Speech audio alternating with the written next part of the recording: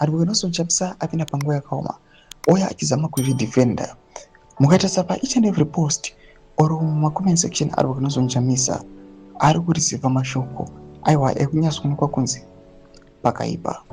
Vanhu vakumuona semunhu akatengesa the ideals, aiwa the trust vanhu vakanga vainayo maari.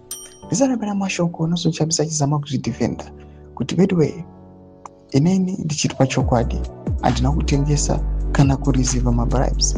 Don't subscribe or like on the bell icon. nelsonchamisa anouya panguva inonyora achiti the truth speaks last. Sometimes clarity only comes after you step away.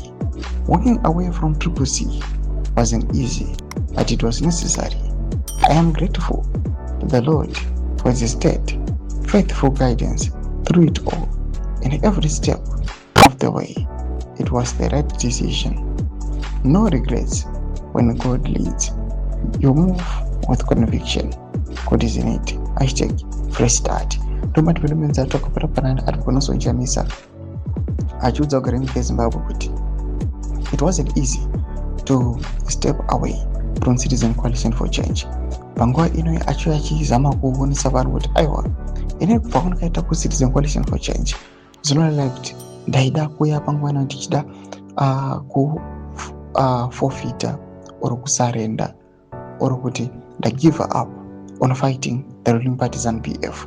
But ari kuzama kuudza kuti the situation wasn't easy, the attacks akanga ari intense.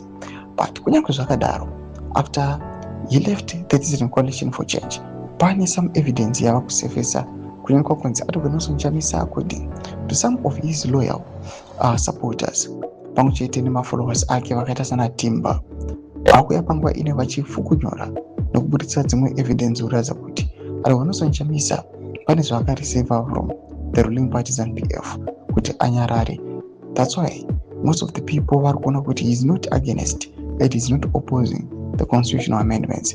Zvikuya vichiraise more questions than answers. Pana comment section medu dzofungura aim kuti kudiva muzoro pachiriko ichi. Musakana subscribe or like chita on the bell icon.